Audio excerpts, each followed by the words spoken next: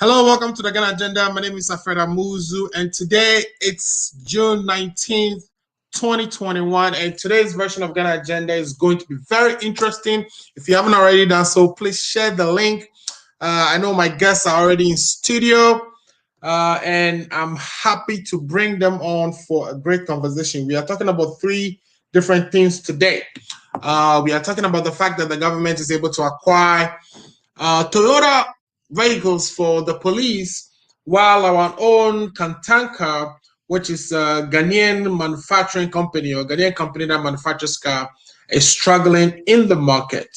Also, we would be talking about the insecurity situation in the country, where, of course, uh, recently we've seen a lot of robberies. Police personnel were being killed.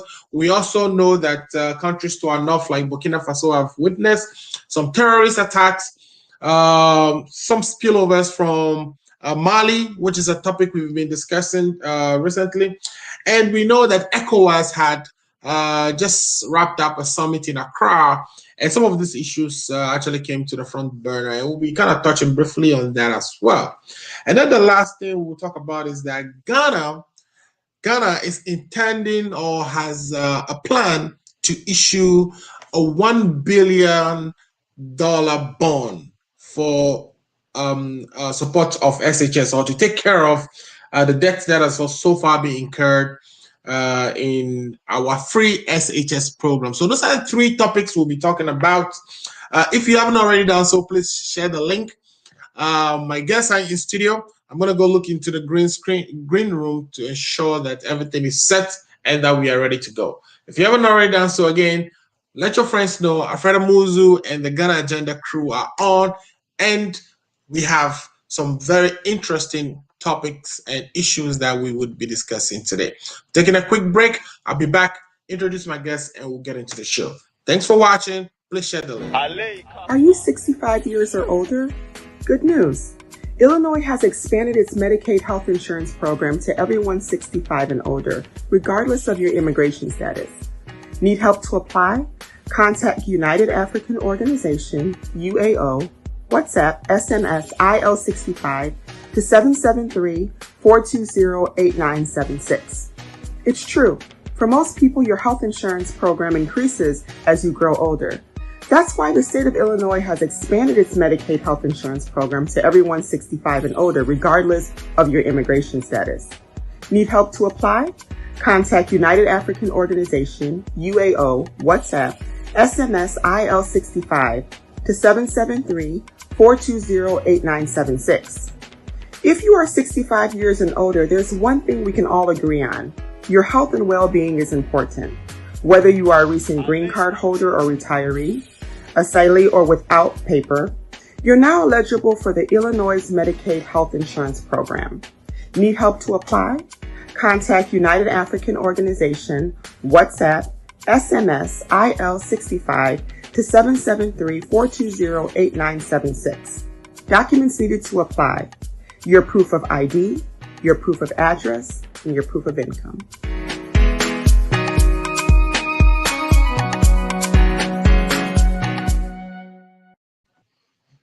All right, welcome back. And if you haven't already done so, please tell a friend to tell a friend. The Ghana Agenda is on. I'm already getting comments, and one of my best friends is actually watching already. And I want to just put it out there, Mr. Pascal, you won the award for the first comment today. Thanks so much for joining the show. Yeah, so I'm still waiting for a few of, at least my guest was in the studio, but he dropped off some technical issues, I believe, with him. But like I've said earlier, we are talking about three different things today. So we are first going to be, touching on something that we discussed a couple of weeks ago, which is the jet that was rented by the president on his visit to France, where he went and sat with President Macron, who actually assembled a couple of African presidents to offer them what he referred to as a New Deal, which comprises of a request to the International Monetary Fund to release 630 billion more in special depository rights. Yeah, so that jets that he rented, ACJ, is it 320 new or so, became a problem. And of course, that it became a problem because Honorable Ablakwa, the member of parliament for Santonu, raised the issue, actually asked a parliamentary question or presented a question to be asked of the Minister of Defense and the Minister of Finance. Of course, we know the Minister of Finance the Minister of Defense showed up and gave his response. We'll be talking briefly about that.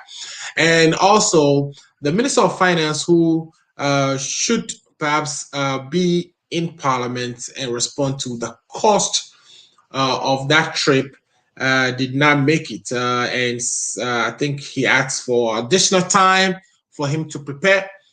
So we would be, touching briefly on that. We'll spend about 15 minutes to talk about that. And then we will get into the issue of the insecurity situations we are witnessing currently, where there are so many robbers on our streets, robbing people in broad daylight, and also the issue of we having a car manufacturing company in our own country, and I'm talking here about Kantanka, but at the same time we turn around and purchase Toyota to equip our police in delivery of their duties. We thought, the current president, in his campaign for the presidency, had promised that when he becomes president, that we will source majority of such, equipments, vehicles from our domestic markets. So that will be something we will discuss into detail once I get my amigos joining the show. Also, I have so basically, let me bring in Paul DeSosa, who just joined the studio. Paul, thanks for joining. Paul, introduce yourself quickly, and then we would continue to have the conversation. I'm also waiting for John Ado, who's new to the show, to also join us. So if you don't mind, please introduce yourself, and then I would get back to see whether Ado is in our green room. Thank you very much for having me this afternoon. Unfortunately, I'm not feeling too good, but I have to join for the love I have for the show, and because I've committed myself. So, can you hear me? Yes, I can hear you. Yes, I'm saying that unfortunately I'm not feeling too good, but I need to be here this afternoon to, lay the bare facts of the issues going on in our country. I'm doing this thing for the sake of love for country and for party. That is why I'm doing this thing. So I'm grateful that I'm here this afternoon with you to present the issues, the bare fact as it is. So as you know, I'm Paul DeSosa, the member of the NDC communication team in the USA, and also the secretary of NDC Massachusetts down here in the US. We are here to speak truth to power. We are here to, make sure that, truth is spoken to people in power. We don't want to, come here and misinform or throw dust into the eyes of the listeners. Let's speak truth, and that's all we are here for. Thank you. All right. Thanks so much for that, Paul. I don't know if everything I've said so far actually came out, because I just found out my microphone was off. But thanks for that introduction, Paul. And John, I don't know if you can hear me clearly. Can you hear me, John? Yes, I can. Yeah. All right, John, thanks for joining the show today. I know this is new to you. You are new to the show. So, John, you have worked with the Ministry of Trade and Industry of Ghana for a while. You are also part of the MPP communication team. I know I may have left some things out, but if I did, please take your time, introduce yourself, tell us who you are, And we are glad to have you on the show. And then once you finish introducing yourself, we will jump right into the topics we table for conversation today. Yeah, thank you very much, Alfred. As you rightly indicated, I'm John. John Batalo is the name, and yes, I did some work with the Ministry of Trade and Industry. I worked with Right. them for about 9 years, and then the rest is history. So now I'm in the United States. Currently, I'm the deputy youth organizer of Okay. yes, with Columbus, Ohio, MPP Columbus, Ohio.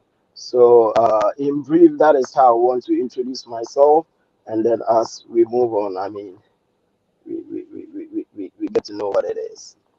Yeah. All right. Thanks for that introduction, John. I don't know if you heard me in my introductions, but basically, we would be talking about three things today. The first one being, the insecurity situations we've been witnessing in our country. What do I mean by that? Uh, of course, you are aware that there's been a lot of robberies going on, etc., etc. So we'll touch on that, and then also we will look at the fact that you know, and I believe the current president, when he was running for um, government, told us that he would be sourcing a lot of things internally. In other words, vehicles, equipments for police, and etc., etc., internally. And we know we have this organization that is manufacturing car in Ghana, Katanka in this case. But at the same time, we are witnessing where the government has acquired a lot of Toyota cars for our police recently, and we thought, why are we not, buying from Kataka as we were promised? So that's topic number two that we wanted to look at, and then also we planned that we're going to raise some $1 billion in social bonds. Social bonds to mean that we are going to use it directly to pay for some social interventions that we have going on. The current one that we are targeting to pay for with this $1 billion is the free SHS program. But before we start, I know 2 weeks ago we discussed the fact that the president went to France and to Belgium, secure a loan of 170 million euros towards forming a development bank, and then he jetted to South Africa from there. On that travel, he rented a flight or a charter flight from Atropolis, a company called Atropolis or so, and we were on the hook for 15,000 cedis an hour. I don't know if that's a cedis or dollars, but I'm sure Paul Disosu has those figures back. So, Honorable Sam Ablakwa Okujeto had raised this as an issue in Parliament and had called on the Minister of Finance and the Minister of Defense to provide answers for whether the Falcon, which is the presidential jet, was available, and what the cost of the charter was to the Ghanaian to Ghana. We know the Minister of Defense came and proffered, some answers, but Minister of Finance had asked for extension. He wanted to go prepare because my understanding is he wasn't informed on time. He just got a notification on June 14th, even though he went out somewhere in, I think, beginning of June or so. So we want to kind of give some finality to that discussion. And I'm going to start with you, Paul. Paul, so you've heard what the Minister of Defense offered as answers to why the president has to go by a charter flight. According to him, sometimes the presidency travels with assistance or security, and that's in this particular case, the Falcon couldn't take more than 11 people, and therefore he needed a flight or a plane that is bigger that can convey the entire entourage to Europe. What is your take on that? And then he also says that, of course, the president couldn't take a shower in the Falcon and go straight to a meeting from the plane without stopping at a hotel. So, what is your take on the answers we got from the Minister of Defense? Thank you very much, Mr. Amuzu. It's unfortunate that a country that is a third world country that we are underdeveloped or we are developing, going through a lot of struggling, for a president of the country to come and plead with the citizens to tighten their belt, but the president is not ready to tighten his belt. Right. This shows how insensitive, how wicked, how shameful, how unacceptable, and how uncivil this our president is. Why am I saying so? Mr. Muzu, all the explanation that the defense minister, Dominic Mitu, gave are childish and fantasy explanation. Those explanations, when told to my 1-year-old boy, will not even believe them. What are the facts? Let's take the facts. He spoke about security of the president. If you are talking about security of a president, which team is the best team, or per the issues that are the fact that we know? The private jet that they went and rented, which was costing £15,000 an hour, was being driven by people who are not Ghanaians, who are not loyal, who have not pledged allegiance to the president, as against the Falcon, which will be driven. Paul, I think we lost your sound also. So if you don't mind, can you see if you did not mute yourself? I'm not mute. Can you hear me? Okay. Paul, can you hear me? I can hear you. Yeah, I think we lost your sound. Oh, wow. Can you hear me? Can you hear me? Paul, say something. Let me see if I can hear you. Can you hear me? No, I cannot. How about John? John, can you try to speak to see if I can hear you? Yeah, hello, Mr. Muzu. Yeah, Muzu. Can you hear me? No, something is amiss here. All right, let's take a quick break and then we can come back and then see if the sounds are right. I'm going to. All right, hold on. Let's take a quick break. We'll be right back to continue the program. Hey, this your girl coming all the way from the US of A, yeah baby, aka Ya Bantam. And me di feel a bows in pan and to see one roach with your money how Ghana mat other romantic. What's me sending provisions as I sutra credit Emma Ebusia phone and the form one Ghana. And one is a www.ghanamat.com. And they would say, boy, a sharp connection. www.ghanamat.com. Let's provisions in the credit. Na really I have her numbers na screen as Ghana Mat crano. All right, Paul, let's go again. I think I can hear you now. So yeah, you were saying something about I was talking about this president is the most wicked, insensitive, shameful, uncivil president ever in the history of the Fourth Republic. Why am I saying so? We all remembered on the 7th January 2017 when this insensitive president took power. What did this president told all of us as Ghanaians? He stated in that speech, which he plagiarized, that he was going to be a president who is going to save the public purse. Mr. Muzu, is this the way to save the public purse? At the era of COVID, where there's COVID and your economy is running to 0.9 GDP, is it the right choice or the right thing for you to do? To go and buy or rent aircraft, one of the most expensive aircraft for £15,000 sterling an hour? Right. Look, what are the explanations that the defense minister gave? The reason why they did this.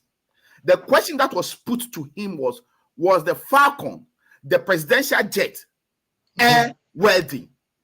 And he has answered in the affirmative. Yes, the Falcon is airworthy. It is good. It's in good shape. There's nothing wrong with it. Also, let me add over here, Mr. Muzu. It is on record, or it's a fact, that the Falcon also traveled to France. Went to France with some of the presidential team. This was disclosed 2 days ago on Good Morning Ghana by the president's spokesperson, Koku Bako.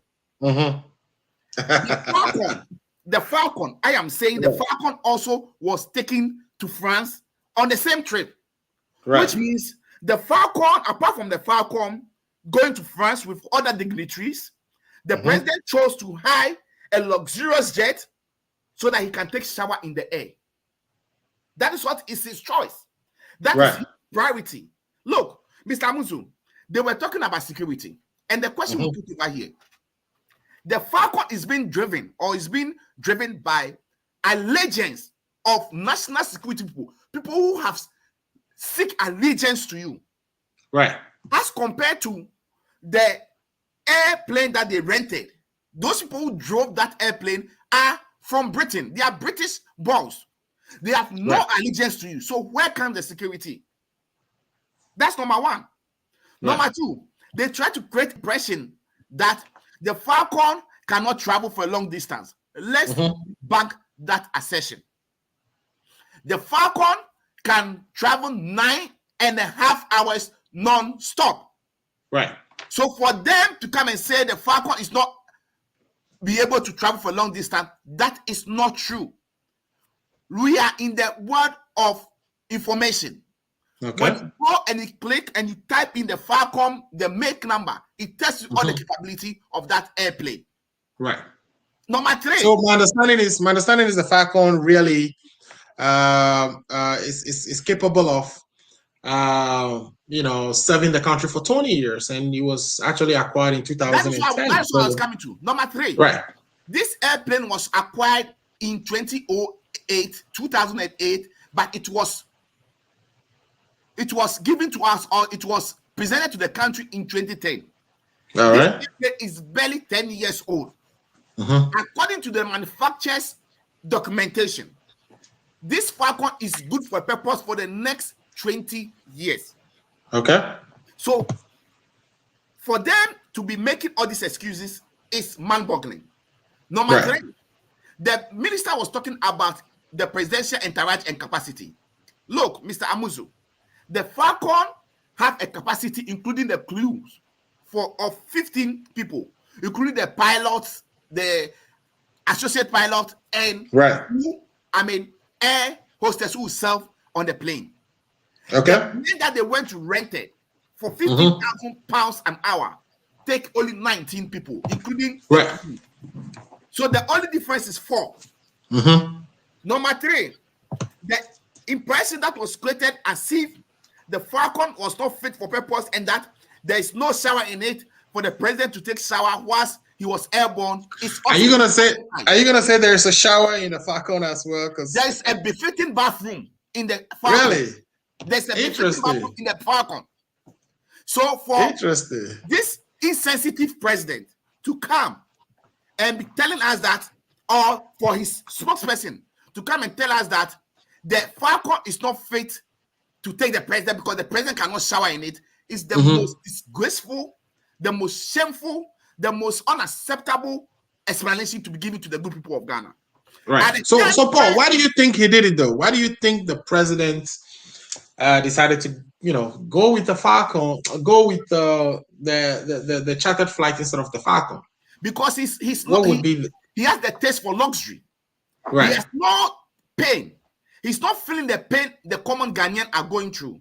He's a president who is just there and he's being remote control.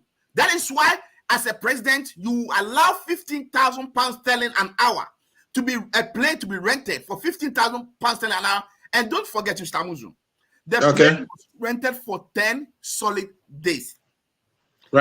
Honorable Oklujetu Abrakwe's explanation, he just did an estimation calculation on the airspace, the number of hours that the plane was in the air. And let's put it on record, from Ghana to France is 6.5 hours. From Ghana to South Africa is about 5.5 hours. Right. So what stopped the president? Another reason why they are giving, the reason why they rented the extravaganda airplane was that the president from France to South Africa was 11 hours. Mr. Muzu, if you are a president who is sensitive to the plight of your people, what stops you, okay, from flying back from France to Accra, do a stop for an hour, let the plane be refueled, and then you get back into the air, back to South Africa. Right. Let us put on record, and before my friend will talk, he should not come and spew lies over here. The Falcon was also in France. At the same time, the super incompetent and insensitive president rented a plane for £15,000 an hour. The tax rate. So that is the new information you are passing on. In other words, you're saying that not only did the president rented, a new plane to travel to Europe, but at the same time that he was in Europe, actually that he rented a plane for £15,000 an hour at that place to it. This is a super incompetent, insensitive, and a shameful president. Because the Falcon was at the same time also in Europe with some of his entourage. So the Falcon could travel to France at the same time he went and rented this extravagant, expensive plane. What stops him from taking the Falcon and his team will rather go on a commercial plane? Okay, great. So let's at least take the nation at heart. This 2.8 million Ghana cedi, old currency 2.8 billion. That has been spent. That money can build hospital. That money can buy beds into our hospital. That money can build the schools for our little brothers and sisters back home who are suffering.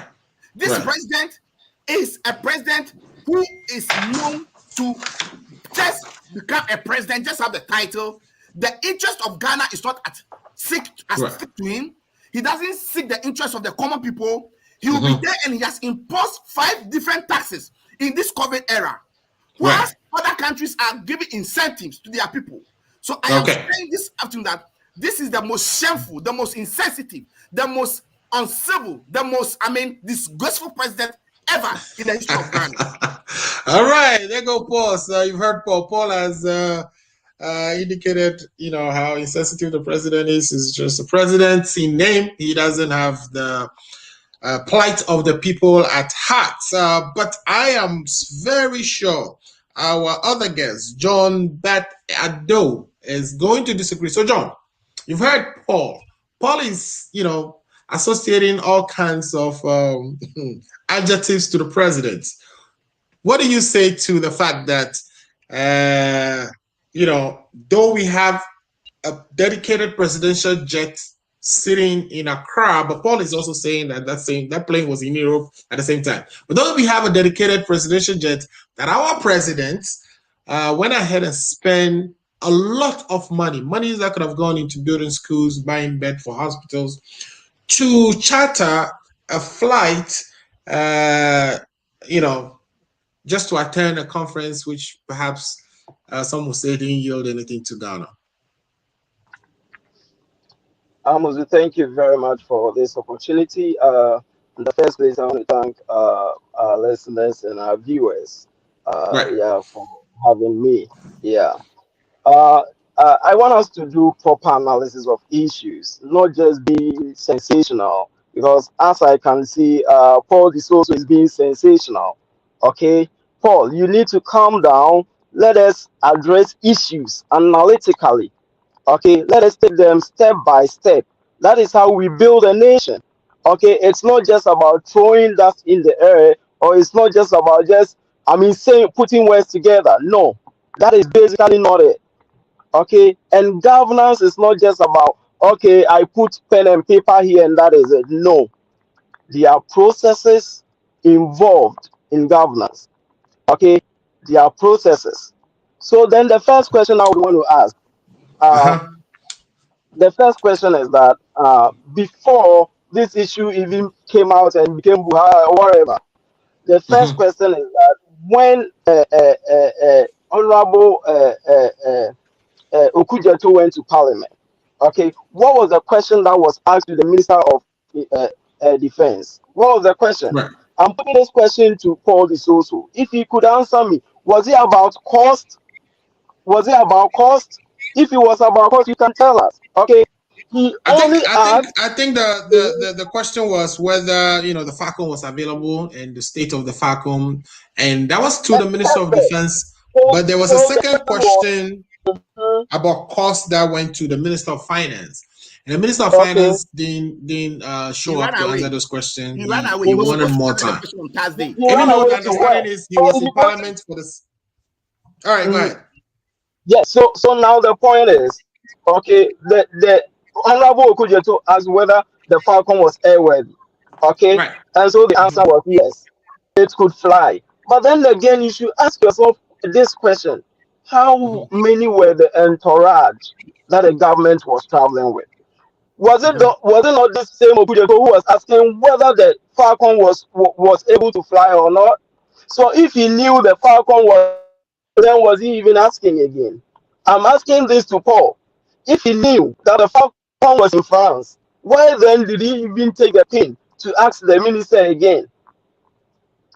Are we joking or we are kidding? So now the question is, you do the analysis as whether if we flew the Falcon, okay, to on the president and then entourage flew the Falcon and then stayed maybe 2-3 days, and then the other entourage also took another plane or whatever. They stayed in there for 2-3 days before even the conference or whatever. What was the cost element to it? Okay, how much was the country going to bear? What was the cost? So you should do this analysis, come back to us, tell us that, if the government had gone maybe 2-3 days earlier, okay, the hotel, whatever was going to cost us this much, okay, and then it would have been far better if even the government had gone even a week ahead of time, okay, so that we could save the country some amount of money. But you don't come here and say the government is irrational, is this, is that. No, we don't do politics like this. Okay, we need to educate our people. We need to educate them. We need to tell them the truth. Okay, that is how we build a nation. So I'll pause here and then yes. Okay, let me take I know you want to rebut to that, but Paul, the understanding is this is not the main topic for the day. So one in a minute, and then we can. See how disgraceful my friend John could not even address the issue.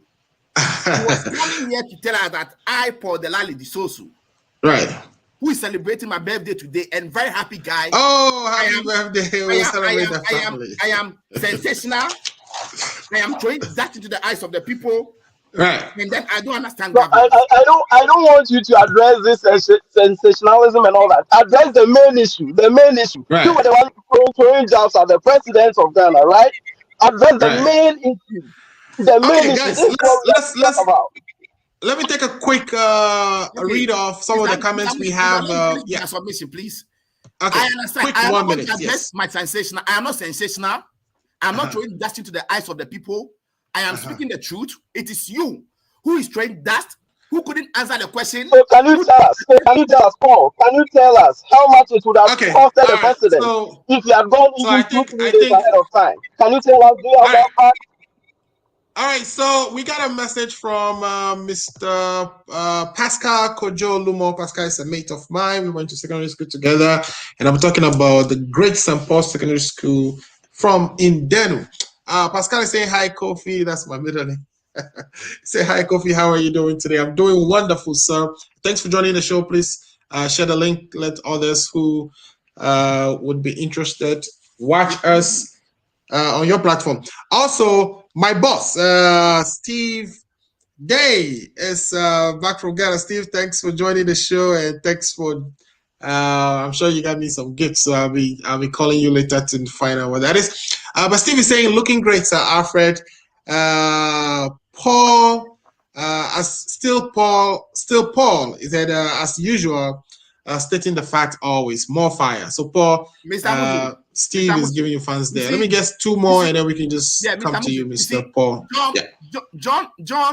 John could not even address the fact of the issue, the things that his own defense minister came to say to the public. Right. I am saying over here that, and I was here this afternoon to analyze all the reasons why the defense minister came to give to the good people of Ghana and try to convince them the reason why they rented that expensive jet. Right. But John, in addressing the issue, could not even speak to one of it. You see how NPP people are? All right, we got that. Okay, guys, let's continue the program. We don't want to spend the whole time fighting back on who's shameful, who's not shameful. Let's continue the program and discuss the topics. So Edward is saying great show. Edward is also one of the directors, the director of Akko Radio, and we are very appreciative for him joining the show. He also hosts 30 seconds to wrap up. For John to be telling us that the Falcon was also in Europe at the same time, and the presidential members on that plane. This even true. If I were to be him, I'll not even mention that fact over here on this show. Right. The Falcon was able to fly. So what are you talking about? You told. Let's do one at a time. And I was just telling you that if it was in France, why then would Honorable Okujeto be asking whether the Falcon could fly? That was the question I was asking you. Because if you knew that the plane was in France, could it have gone to France? Or could you still have asked whether it could fly or not? The Falcon, yes, I'm asking. If you knew it was in France, why then ask again?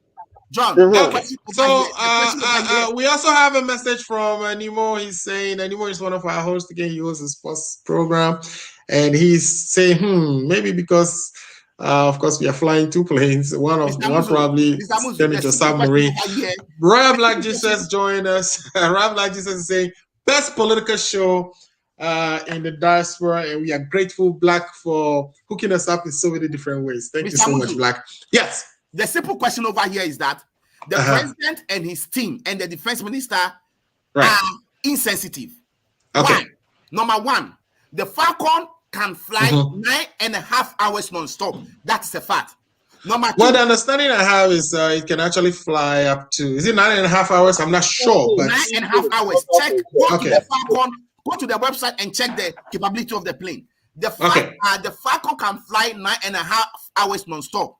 Number two, the fact that they are talking about capacity. Let's put on this show this afternoon that the Falcon can take a maximum of 15 people, and that expensive plane that they rented can take only 19 people. So there's only four number difference gap. Number three, let's also state on the fact that for them to be saying that the president cannot shower on air, that is the president's prerogative. That's the president's interest. The president want to be in air and be showering and be sleeping. That the president sleep every 6 hours. These NPP communicators, they should shut up and stop talking about this issue. Because it is disgraceful, it is shameful. All right, we'll take a quick break. When we get back, we'll actually jump into the topics we table for conversation or discussion today, which are the issue of the $1 billion bond for the free SHS, the insecurity issues, and the issue of acquiring vehicles from foreign manufacturers, where we have Kantaka struggling to find its feet in the market. Mr. Seth Mifetu, the Volta Wardrobe, which is another show we have on Trend Africa, says, big up Kinamuzu. Thanks for watching us. We'll be right back. Please share the link if you haven't already done so. Tell a friend to tell a friend. The Ghana agenda is on, and it's getting very interesting. Hey, this your girl coming all the way from the US of A, yeah, baby, aka Ya Bantam. And me di feel a buzzing pan and see one virtue the money how Ghana mat ada romantic. With me sending provisions, as I sutra credit, Emma Ebusia Fonia and the form one Ghana. And one is a ubako www.ghanamat.com. And they would say, boy, a sharp connection. www.ghanamat.com. Let's provisions in the credit. Na really I have friend numbers na screen Ghana Mat ye crano. All right, welcome back to the Ghana agenda. So today we are going to do something different. In other words, we plan to open the phone lines to towards the end of the show. So if you are watching and you want to contribute, please keep all your questions and your contributions. And towards the end, we'll open the phone line so that we can hear your voice and take your questions or comments for my guests to answer. So welcome back. Now, let's get into the first topic we've tabled for discussion today, which is the spate of robberies and insecurities and indiscipline that we are witnessing lately. There's been so many robberies lately, the latest of which happened, I think, a week ago in broad daylight, where the bullion van conveying cash from the bank to another bank or so was actually attacked by armed robbers, and the police officer shot. Driver shot as well. Apparently, the driver survived, and a lady who's also a bike stander watching was also shot in the process, but she also survived. Now, we lost the police officer, and this is something that has been happening. I think there's about 6 or 7 of those already this year alone. Paul, what is happening to our country? And I don't know, I think I lost your picture, Paul. So if you are listening to me, I want you, okay, so Paul, what is happening to our country? A question was posed to the IGP, and he says that, crime is everywhere. The only place there's no crime really is heaven.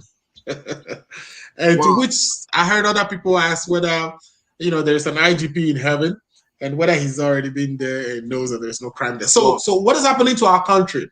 Why is it that we are beginning to see a lot of indiscipline to the extent that even our police forces are unable to actually bring this bad behaviors under control? Well, thank you very much, Mr. Muzu. And yeah, unfortunately, as I said, I'm not in my best today. I'm not feeling well, but I have to be here this afternoon to do this show. Look, absolutely, we are grateful for that. When you told lies is like a pregnancy. Mm-hmm. When you told the lies, whether I like it or there's a time that there's a time that you have to give birth to the lies that you told. Right. In 2016, mm-hmm. towards the 2016 election, what didn't we hear from this super incompetent government and his team? Right. In their manifesto that they used for the 2016 election, mm-hmm. in page 170, my good friend John, he knows it. They spoke about security. What didn't they say about security in Ghana? You see, when you throw a ball to hit a wall, it will come back to you. They lied and created impression as if the security situation in Ghana is the most worst and the most, dangerous one ever. That is happening to our good country, Ghana.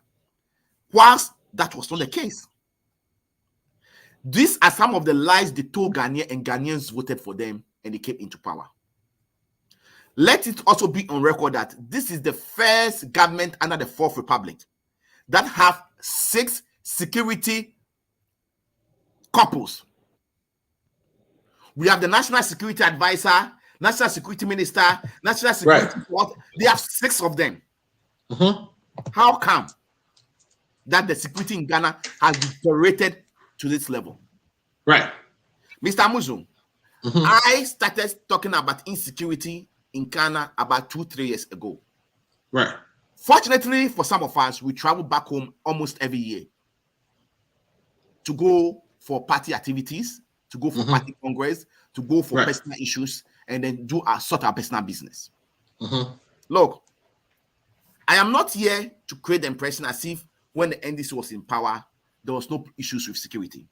Right. We have some security challenges. It's a fact. Mm-hmm. And by then, we were working very hard to address the issue. But this insensitive president played politics with that situation. And now, the politics he played has turned back, eating him up, hitting him up. Right. I am saying on record that in the Fourth Republic, this is the only government that has appointed 6 national security couples. So how mm-hmm. come our national security is deteriorating at this level? Right. What are the facts? I'm not going to sit here and and put all the blame on this government.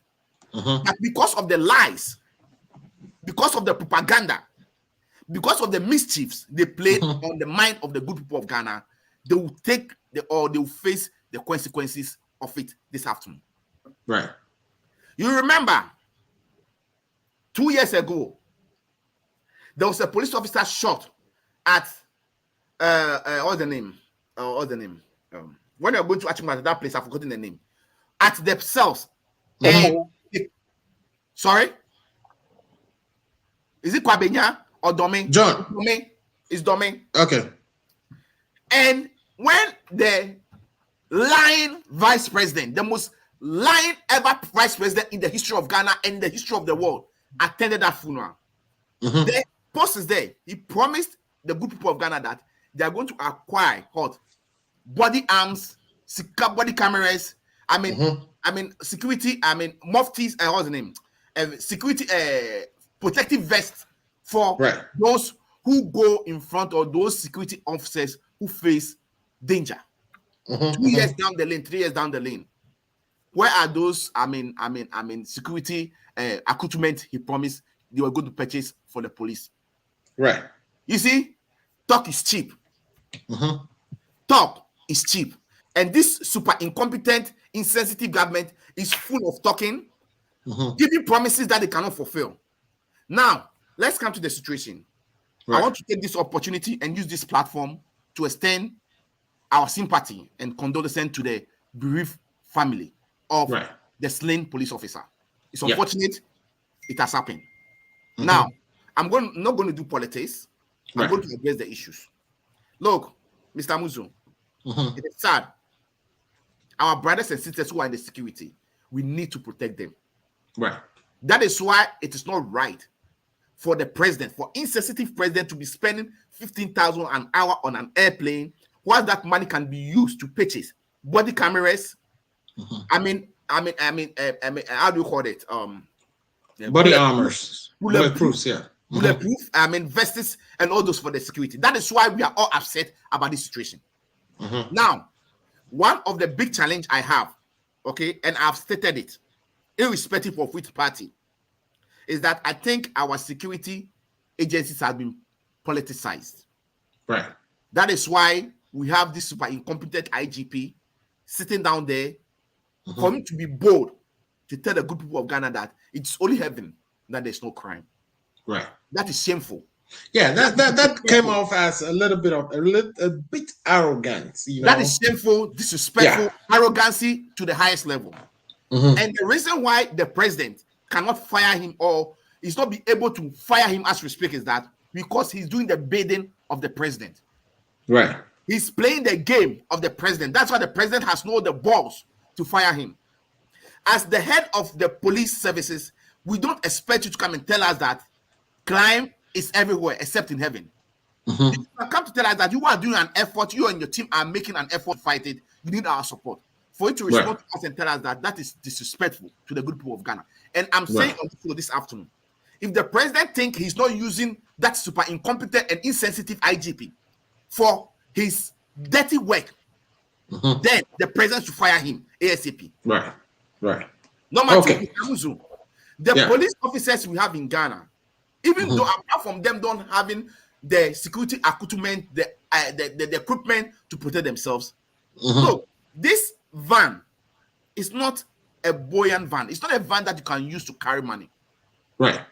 This is a pickup. Well, apparently the Bank of Ghana had, a meeting with, the MDs of the banks, and it was agreed that they should all change their vans.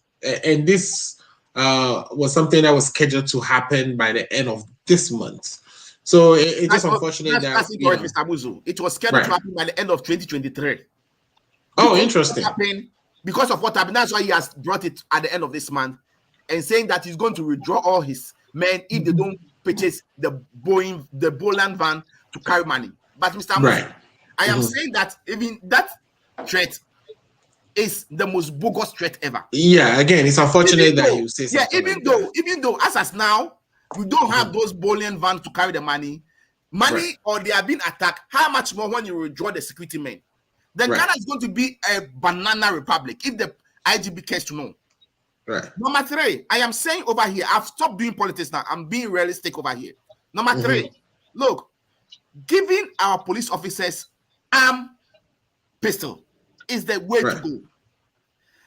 Let's analyze this issue. The police officers that was sitting in that van was holding AK-47. Don't forget he was sitting at the passenger seat at the front. The AK-47, don't forget, it's a long rifle. So it's inconvenient removing it. Bring it out and you can shoot. Yeah. So are you saying that they don't have, because usually I know police officers carry a pistol on their waist at the same time. The AK-47. The police officers who protect the ministers and the deputy that have the pistol on their waist. They are the only people who have the pistol on their waist. Those people who are sent for duty such as that, they go with AK-47. I'm giving an AK-47. Okay. We should learn a lesson from this. All right, Paul. Wrap up. Let's bring in John as well so that he can. Mr. Amusu, 2 things. Moving forward, I think we should look at that and let's all come together, both NDC and NPP. Let's support to equip the security agencies because they are also human beings. They deserve the right equipment. They need the right equipment to work with. Number 3, Mr. Amusu, this is a very important issue. Number 3. Okay, number 3 is your last point on this, number 3. The blame will go to the door post of this insensitive and super incompetent president. Because they have infiltrated the police and the security service with their boys, their party boys. And why am I saying so? Look, I'm not saying this gentleman is an MPP guy. I'm not saying that. But I am saying that there's a lot of indiscipline in the system in such a way that we are losing confidence in our security agencies. Look at the things that is going on. Look at the way they are attacking people left and right. Apart from the armed robbers attacking them, we also have the citizens have issues with the security service and the security agencies. The national security, not the BN, how do you call them? Security, how do you call them? Those people who went and attacked the journalist. The national security. The national security. He's done with the relevant issues he wants to talk about. So, look at they are being indisciplined, attacking citizens left and right. So I am saying is the cause of the president. The president was the one who has brought all this thing to Ghana. You remember when he was in opposition, instead of him seeking security people to protect him, he went and brought missionaries from South Africa to train these hoodlums. That is why today our national security is full of hoodlums who doesn't even know how to handle guns, who doesn't know how to be professional. So national security in general. I am saying this afternoon that we should reform our national security and our security system in the country because Ghana is no more safe for us to live in. Thank you. All right. Okay, great. Great for that contribution. I would bring John in to respond. But John, before you come in, let me quickly read 2 or 3 messages that we've gotten so far.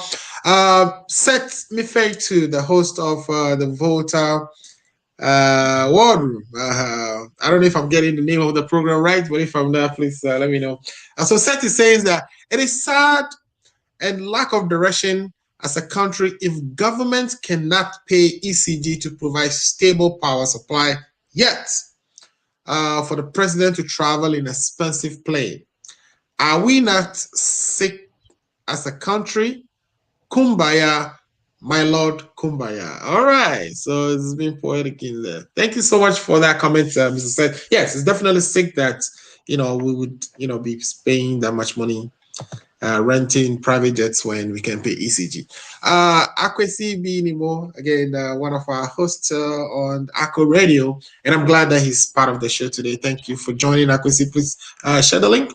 Akwesi saying, boss, I believe these killings come from within. So I'm sure he's saying that maybe the attack on the police officer, the bullying, and whatever it is something that was done, within the police network themselves, because perhaps they know the routes that would be taken, they know what's going on, they time it and did it themselves. I'm not sure if that's what it's referring to, but he can clarify. But thanks for that comment, Sakwesi. I'll see if John maybe has some idea some answers for you.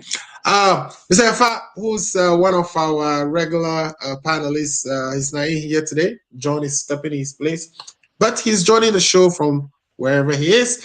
He's saying, wow, listen, that's the submissions from Paul. If I ran away from you today because he knows he can answer the question. And then he came back and said, Paul, he believes you are lying. So, Ahmed, why didn't he come on the show? I'm going to open the phone line so you can join. You can join and really ask, your direct questions to Paul yourself if you want to. Mr. Muzu, I'm telling you, if I ran away from me, because I know, right? Position to speak on the extravaganza plane rented for £15,000 an hour. He's not in a position to speak about it. He gave you a formidable, opponent today. So I'm sure. Unfortunately, John, I don't want to be hard on John. So I'm being gentle today. I'm being gentle today, John. I'm being gentle on you today. All right, let's bring in John. John, what do you say to all the good things we heard from Paul so far? If I say Paul is lying. Paul, jammed almost everything up. Talking about national interest and then talking about political interest and all that, and then calling the president's names. I think it's rather unfortunate. But first of all, I want to extend my condolences to the bereaved families of the officer who was shot in the head. So Amuzu, let me go to the point. Do you remember at a point in time, Paul was saying that the police officer had AK-47? Did you hear that? Right. You heard that, and at the same time, this Paul is that inaccurate? No, I'm building up a point. At the same time, Paul was saying that the military men do not have anything at all. So you see the contradictions. I mean, he had AK-47. Now they are not being provided with anything. So who says this to anybody? No, I think he's saying that if I heard him correctly, he was saying that they needed a pistol instead of AK-47 because in a situation like that, But he had indicated earlier. That he had AK-47 and it's a long rifle or whatever. And before he pulls it or whatever, somebody could have shot him. Right. So yes, we all understand that. Security issues are of interest to everybody in the country. It is not just MPP or NDC. Right. Who knows who the police officer might have voted for, even in 2020? Why does that matter? No, I'm asking this because he is politicizing it. Okay, so if the police officer was to be an NDC, would you also say that the armed robber was an MPP? Or the one who shot the police officer was an MPP? I don't necessarily think we are saying crime does not have any coloration. Okay, so as a people, we should devise ways and means to keep it. That is the argument. That is what we should be looking at. Okay, yes. When you now ask yourself these questions, okay, what are the things that this MPP government have done for the security services in our country ever since they came to power? You ask yourself, then we build on it. Okay, this is a government by far that has met the needs of both the military. Talk about all the security agencies in the country. Okay, they were all under-resourced. Okay, it is this MPP government, an Ronaldo-led government, that has provided them with vehicles, with armory, everything. Okay, but you can't provide.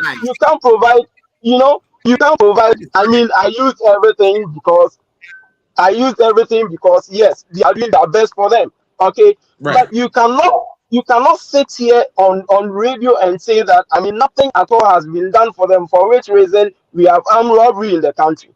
Then I'll ask myself, or I'll ask him this question: that is America insecure? Is there insecurity in America? Would you ask if I ask you this question and you are able to provide me answers? Then we can move on. Okay, but we are saying that there has been an increase in the robberies. For instance, in January, there was robbery at the entrance of Ulungu SHS. There was another one at Anglo Afenigba. I'm just going through. a list Yes, of but I want to ask yeah. this. I want to ask this. You know, when you are doing this, then you are doing some comparisons. Okay, so you want to look No, at, no, no, okay, not they've been necessarily. We are increased just from, saying that there has been okay, an increasing from where to where, pace. from where to where, from what rate to Well, what well, rate. I'm giving you some numbers from just this year, right? And Mm-hmm, you know, so basically we saw some in Afera Enigma. There was armed robbery where you know a police officer was shot, and mm-hmm, a bullion van was robbed at Adansi. okay, This is just January. There was a okay, robbery at Nyanko Mansa near mm-hmm, Obuasi. There was armed robbery at Oyibi. mm-hmm, That was in just January alone. Then in February, there was Prankese, Techima Road. There was a robbery at Asokore, Mampong. Then in March, there was another bullion van that was robbed at Bachuana, Spinters Road. In April, there was armed robbery. A couple, you know, were killed upon returning from a bank in Sekandi. Two persons were robbed and shot at a filling station at Ojobi in Gomoa East in May. These are just a few of the ones we actually know of, yes. right? In May, So, there was a so back robbery at to my Atebubu. submission. So Back to my on and on and submission. on and on and on. Yes. Back to my submission. Yes, you have Mm-hmm. enumerated quite a few of them, or whatever. Right. Okay, Right. but at what rate is it? I'm not saying robbery is a good thing. Okay, Mm-hmm. so Mm-hmm. if we can educate our listeners and say that, oh, armed robbery this year have been on the rise, looking at what happened last year. Okay, then we Right. are making some I mean inroads. Okay, but armed robbery definitely is going to happen, Right. irrespective of whatever. Okay, but at what rate? Okay, the fact that there have been sports of armed robbery at places doesn't mean they've been increased. Okay, so Mm-hmm. if last year Mm-hmm. the whole of last year there were 20, I mean, armed robberies. Okay, and this year now we've had, let's say, 5. Can we say that they've been, I mean, an increase in armed robbery? Certainly no. Right. You understand? Right. But the point is Mm-hmm. that armed robbers will continue to be everywhere. Even in Right. America, there will be armed robbers here, right? Right. But what is done to curb it? Okay, or the processes that we take to combat them is what Mm-hmm. matters. Okay, not Right. the fact that armed robbers do not exist. They Okay. do. That is the more reason why the name even exists. Okay, Right. so let us look at it. Let us So resource what are the our processes? What are the processes being undertaken to curb it since you've introduced that? of You said course, it's not that, yeah. as I indicated, as I said, I said that the vice president's office, okay, Uh-huh. had even bought vehicles, this military guns, whatever, for these police people, okay, and Yeah. it is up to them, okay, to up their game so that they So can. I mean, obviously, the vehicles and the vans are not working, right? Because you know the robberies are no, no, continuing to go no, on. no, So no, let me no, read a it's few not. comments and then Okay. we can switch this topic because I know we've passed 1 hour mark and we have two more things we want to discuss. Mr. Alexander Flo Noble says, great discussion. He's enjoying what we've been talking about and he loves it. He has another comment here. He's actually giving us a few comments and we are grateful. Alexander, please tell a friend to tell a friend. The Ghana agenda is on and we are discussing, like you've said in your own words, some very interesting topics here.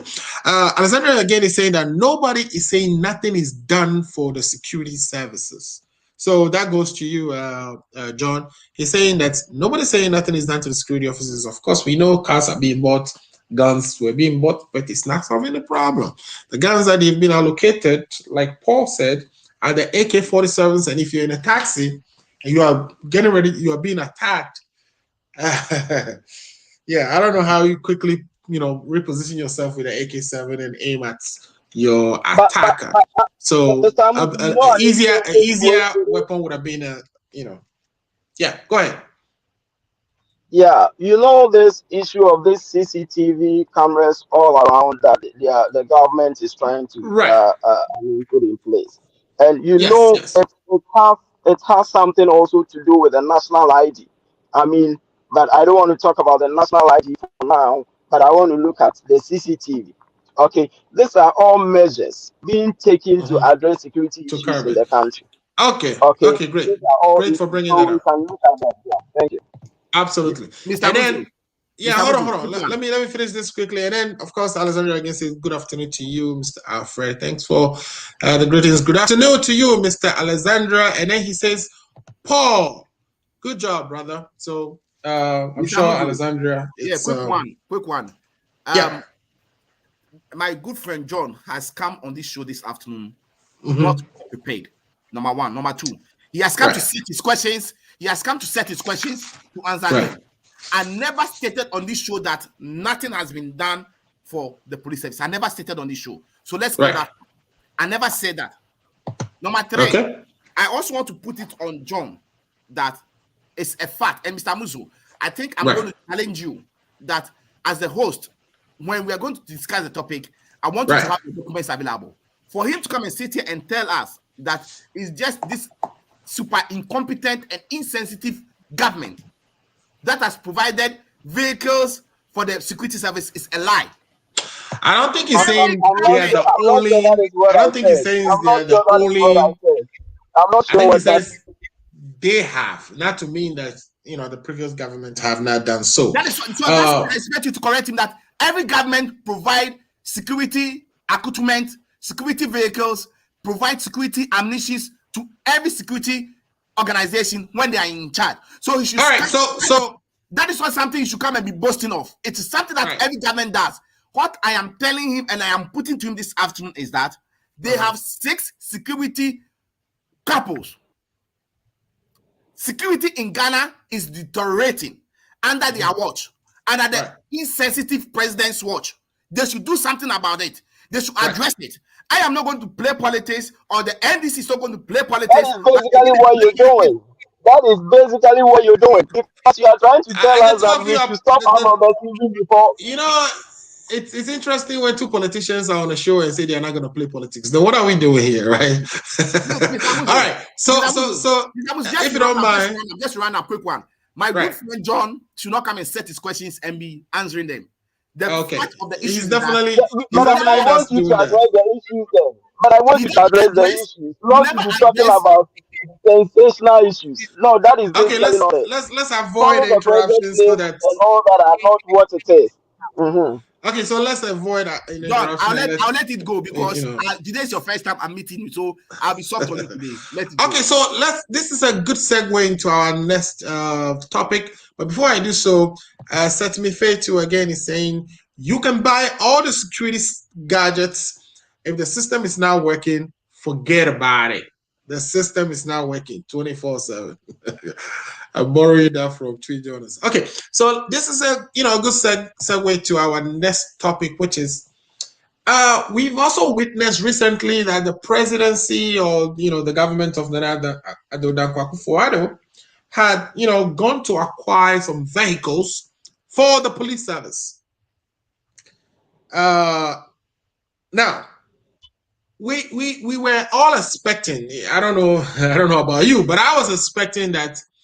When the government decides to buy vehicles for any government institution, that we would procure from our own domestic manufacturer. We've never had, maybe under Kwame Nkrumah, there was one, I saw an assembly plant or so that was assembling some cars. But Katanka, in Ghana, is the only indigenous company that is actually manufacturing cars. I know VW has located a plant where they bring the parts and assemble in Ghana as well, and other companies are doing the same. But you would expect that we would try to encourage entrepreneurship within our own citizenry by buying from Katanka. But that was not the case. We actually went and acquired Toyota Corollas for our police services. This wasn't what I believe Akufo-Addo promised when he was campaigning. I thought he said would channel such procurements to the domestic industry instead of going to buy from foreign manufacturers. Are we going to continue to see this be the case? Why don't we support our own? And so let me ask you that first, John. Why is the government of Nana Addo Dankwa, your president, the president of the MPP, of the president of the country, But on the ticket of the MPP, based on the MPP's manifesto, that promise that, procurement of things such as vehicles will be channeled domestically. Why are we not seeing that? Thank you very much, Mr. Muzu. But in the first place, he's not just my president, but It's you all and our Paul president. and Yeah. all of us are presidents. So, Paul, Yes. Nana Akufo-Addo, Addo Dankwa is your president as well. Okay, Yep. Mr. Amuzu, he We is agree. your president as well. Yes, He said so president selected for Ghana, not elected. Selected for Ghana. Point of correction. All right. Okay, you made your point. Let's go on. yeah, so yes, with the issues of the cars, yes, there are so many questions to them, and to correct in part your questions, okay, Mm-hmm. is that we should be asking what the government so far has done for Kantanka. Okay, Right. we should be asking before we can even move on to whether it is All right, fair for the government to go. you being someone who has an experience in the trade and industry ministry, you can tell us what has the government so far done to Katanka that Yes, precludes the yes, government from or buying yes, vehicles from them. I mean, yes. yeah, I mean, it's not everything that I will sit on radio and say.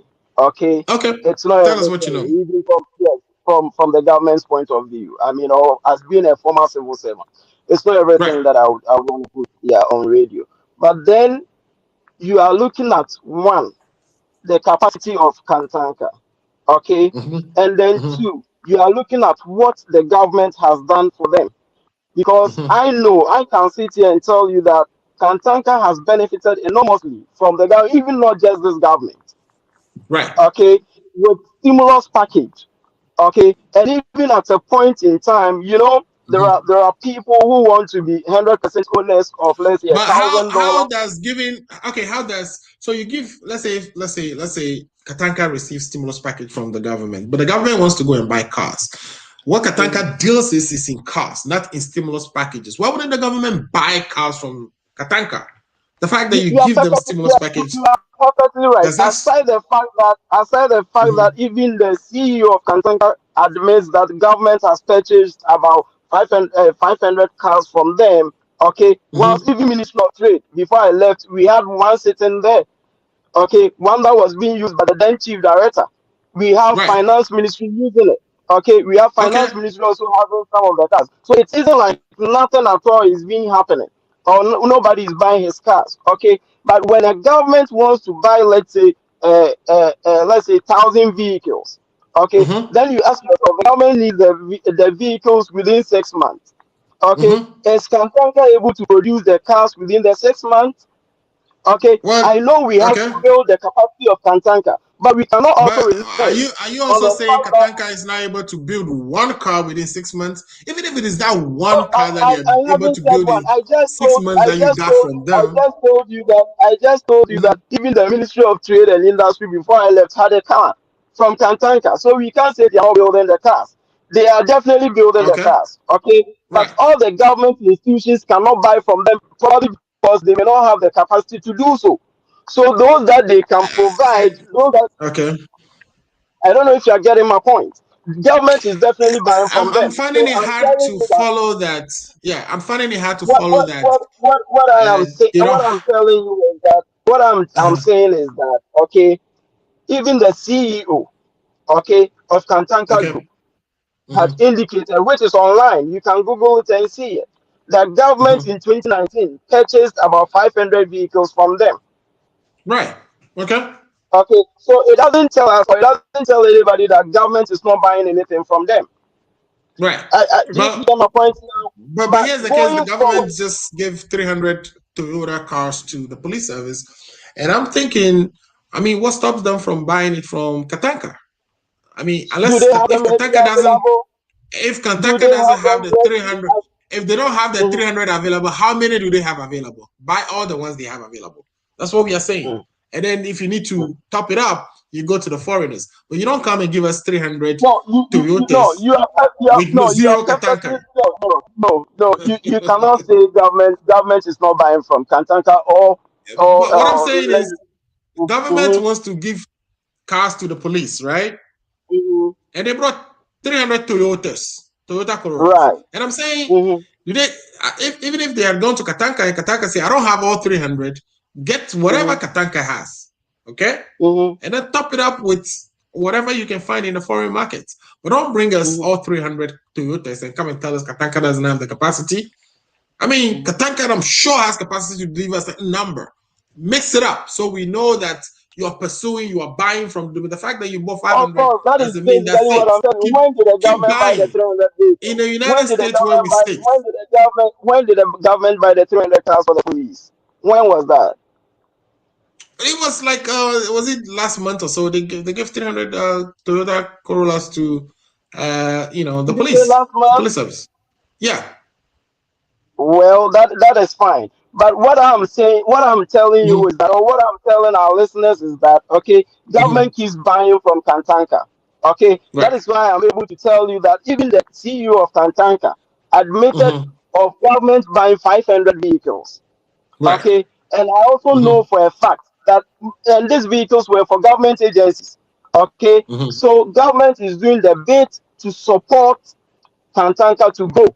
Okay, Right. but we should also look at, I mean, just like Zoom Lion. You know, Zoom Lion has strategic investors, people who come in from outside or inside and then they support him, right? So Right. basically, it's not all about government. We should look at getting resources from elsewhere to support our local entrepreneurs. Okay, but we should also consider how open those entrepreneurs are Yeah, to but invest. it's more, Okay, I mean, Zoom Lion is a private entity and they can choose to do whatever they want to do of with their course, money, which is fine. Same way as Uh, Kantanka, right? Kantanka is right. also a private entity, right? So if a Right. private entity opens themselves up, okay, then you can have more Okay. investors coming in, and then the business grows, and then everybody Okay, becomes okay. let me bring Paul in real quick because he's indicating that he may be dropping off. Paul, what is your take on this? And this kind of cross governments, right? I know Kataka was there Yeah. when the NDC was in government as well, but it seems that we actually, we take the extra efforts to go and acquire things that are being manufactured in Ghana from overseas and bring them to our country using the taxpayers' money.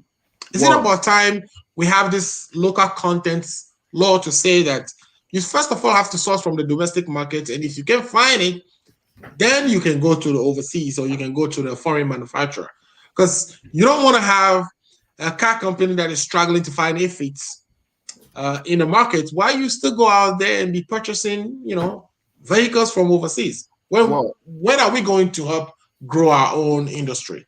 Well, I think, I mean, you've said it. I mean, look, I mean, I will be one person who's going to support, irrespective of which power or government in power. We should all support to make or build our own. So if Kantanka is able to manufacture cars which meet international standards per the standard board or standard authority, then I think there should be a law that should be passed to say that before you purchase any car, you have to look internal first. If you don't get it before you go out. So I totally agree with that. Number two, I also want to state over here that the only way we can grow our economy and grow businesses is to buy made in Ghana, use in Ghana, wear in Ghana, eat in Ghana. So I will encourage that at this time, let government, irrespective of which government is in power, support the local manufacturer to grow. This is the short, comment I have. Okay, Paul, I don't know if you are able to make some comments on the $1 billion Euro bond as well before you check out. And I'm going to try to open the phone lines right after that as well. Well, I'm going to say this and maybe I'll stay on to this thing one or two quick for if I need to respond and I'll drop off quick. Look, with the $1 billion dollar loan that they are going for, my understanding is that, and if it's not, correct me, my understanding is that they are going for this to support infrastructure such as the free SHS. Is that the case? Yeah, just strictly free SHS. Yes, it's a social bond. You see, this government once again has shown how inept, how insincere they are. You remember when this free SHS issue came, a question was put to Nanado, the insensitive president, on BBC, that how is he going to source or how is he going to get the funding for this project? He said he will go and tell Ghanaians first. As we speak, he's not be able to tell we the Ghanaians where the funding is coming from. They started taking money from the oil revenue. Now they've seen that they cannot sustain or they cannot continue to take money from the oil revenue, so they are going to seek $1 billion to sustain the free SHS. And the concern is that all this is going to, continue to add to our debt. We are talking about infrastructure, and we are also talking about sustenance of free SHS. Yeah, hold on. So, somewhere in January, of course, we know the Minister of Finance came and told us that the country is going to be raising $5 billion in Eurobonds.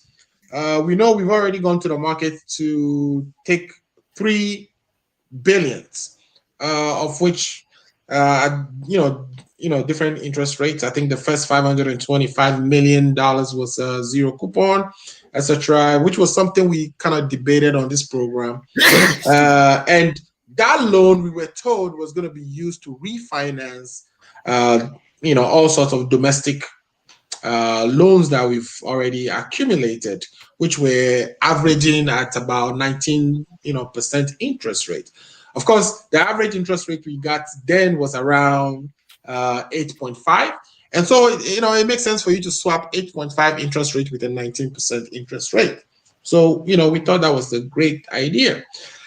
As part of, that $5 billion, the government says we are now taking $1 billion. So, of course, that would mean so far we had, we will be $4 billion by the end of July, right? All this, the concern is adding to our debts. And it's going to make it very unsustainable.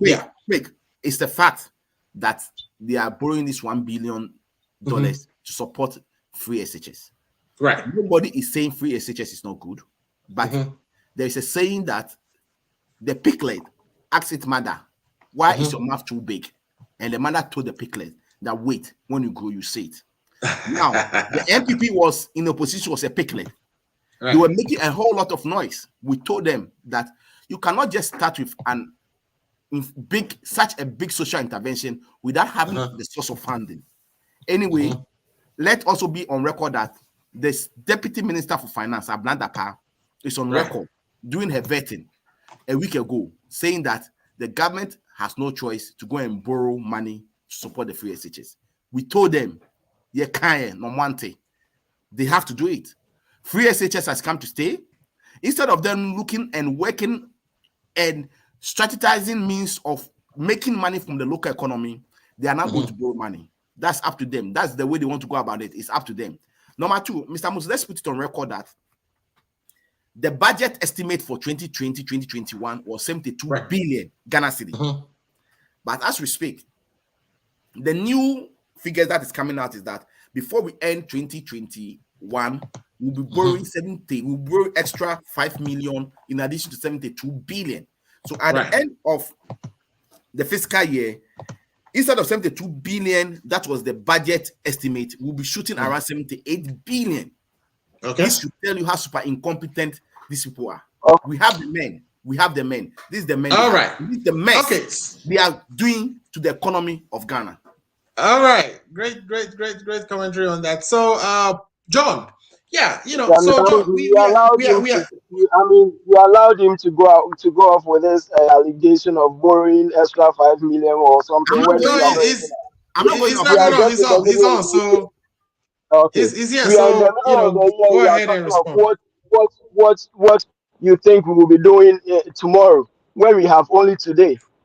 Okay. Right. Yes. I think it's a very smart way of handling issues in our country, especially. Look, there is no developed country in this world that did not start with education. Right. Okay. I've had a chance to. Asia is my thing. I did my master's in Asia. Okay. And I've been to some of the countries in Asia. Even Japan, when they started after the Second World War, what they came together is that, hey, let us educate our people. Okay, let us educate our people with all the resources that we have. With whatever we have, let us use it to educate them. And today, when we are talking about, Japan used to be the second largest or biggest economy in the world, right? Look at South Korea, look at China. It's all boils down to education. You understand? So if Ghana has seen the light today, and it is even going to cost us.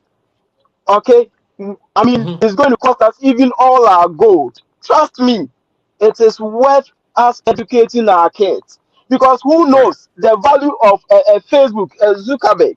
Okay, Right. do we compare that even to cocoa whatever annually? The amount of money that Zuckerberg is making even in a month. Can we Right. compare that to our cocoa? So assuming we get just one Zuckerberg from whatever we are spending today.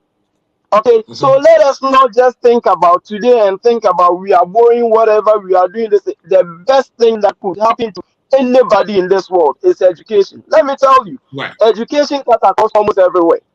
Trust me, Okay. if you're a little educated and you know your surroundings, I mean, you know how to keep your surroundings. You even fall sick for you to go to the hospital for somebody to collect money from you. Okay.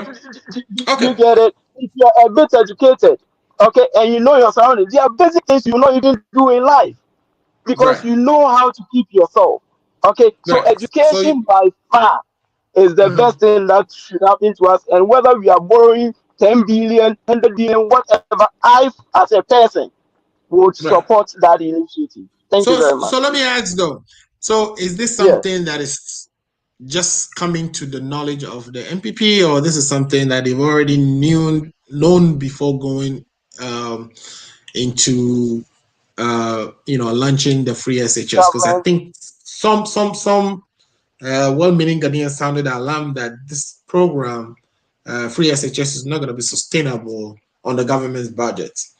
So is this something that is just now coming to them that, of course, we are not going to be able to sustain free SHS? Yes, We have to find. yes, yes. Thank you very much for this question. Mr. Amuzu, there is no Mhm. government anywhere in the world, probably Right, perhaps except America. Even America, you realize just recently they had to borrow 3 trillion, right?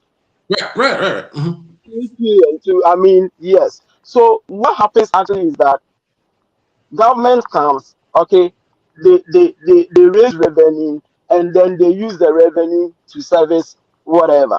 Okay, so Right. you have your policies, programs, projects, and activities. Okay, then you raise Mhm. revenues. Those that you cannot raise internally, you source Mhm. funding from elsewhere. Okay, and Right. raising bonds or going for loans elsewhere is part of way of raising revenue I think the question is whether to this knowledge just came to the MPP it, that it, it, it's not free just SHS is not about sustainable.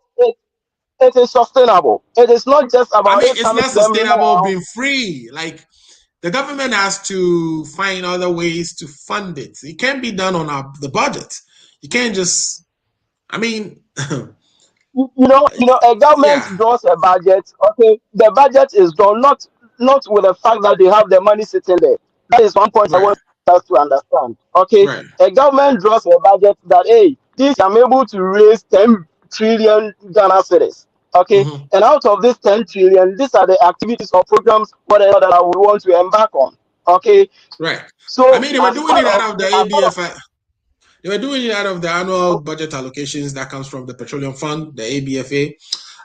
But again, even that looks unsustainable. So, yeah. So you were making your point that the government, comes, looks at the revenue envelope and decides whether to supplement that by loans, etc., etc. I yes, am sir. only glad. I am only glad that for once, a loan that is being taken on behalf of the country will go directly to Mm. support the average person or Of course, the that is students, and perfect. not and we hope, it is our hope that when the funds arrive, that they go directly to serve the purpose for which they were being taken. There have been so many times that in this But country Mr. Muzi, you've we've seen the gotten loans infrastructure for, development happening almost everywhere, right? Almost well, everywhere in Africa. infrastructure will be something that I'm sure Paul will be very interested in having that conversation. But of course, we don't want to talk about that. So basically, I've opened the phone lines. If you want to call and contribute to the show, the phone line is 757-553-2440. Just dial it and I'll connect you so you can ask your question of our guest today. Mr. Mifetu, John, I will let you come back in and finish your point. I'm just reading this quickly. John again says, Mr. John, please stop setting questions for yourself. You were asked why the government didn't buy the police cars from Katanka. Then you change the questions to what the government have done for Katanka. And in an attempt to answer your own question, you end up telling us about packages that can mean anything. We are interested in what is in the package. So I'll let you answer that, but let me read this as well. Joe Mattenbrick says that, good job. Are you a poor country or fairly well-to-do? We are poor. We just actually emerged out of highly indebted poor nations. And it looks like we are working so hard to get back in there. So I think John is not is new to the program, but thanks for watching, Joe. We really appreciate those comments. Seth Mifetu again is saying, in every serious government, the government is the first buyer of made in the country goods, and that is 100% true. NDC and MPP are all the same. When NDC was in power, they bought seats for the parliament of Ghana from China, while we have carpenters in the country, most of them from Volta region as well. Bringing NDC and MPP activists to talk on national issue is just a waste of time. I respect your guests, but they are all speaking from the comfort of their party. I cannot agree more. But of course, we have to bring them in to kind of share their ideas of how they would, run our country going forward. Should NDC become lucky to win the next election, what are they going to do different? And the current government, what are they doing different? They want to break the 8. If they did, should they be lucky enough to break the 8? What difference would they do? So it's important we bring them to tell us that and more. Seth again says, Mr. John, your take on education is not selling your government on a good note. You support any amount the government borrows in the name of education. But the question is, what is the quality of education that your government is providing? So I think those are very good questions, and we are grateful to Mr. Seth Mifetu for asking them. I should bring you in as a co-host one of these days. But anyway, please take your time and answer those questions that Paul is throwing at you.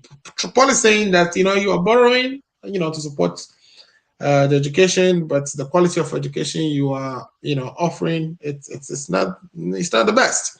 And then he also says that of course you are setting your own questions and answering them, that you should concentrate on. Yes. So I'll talk about the quality of education first. In the first place, we ask ourselves questions as to what constitutes the quality of an education or of education. Right. Okay, what constitutes that? If we're able to answer that, then probably we are halfway through this concerns. It's not about just being it free or not being free, or some staying at home. It's what makes the quality the best. You understand? Right. I remember when I was in high school, secondary school those days. Okay, I mean we have this first and last ten. Okay, and there was this one guy who is now a PhD. Okay, Isaac Kampa. I would want to mention his name, Dr. Isaac Kampa. He had first class in UCC, went on to do his masters in UCC after his TA-ship, and then he went to Hungary to do his PhD, and now he's back in Ghana. This guy was never part of the first 10. Okay, he was an average student. Okay, but as time went on, this guy picked up, and trust me, most of us could not even stand him before we completed school. Okay, we have slow learners. So somebody probably may be a slow learner.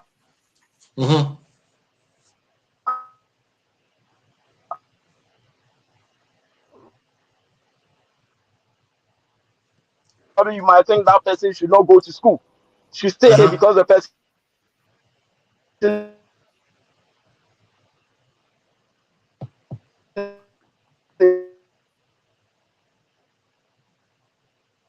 what was your good?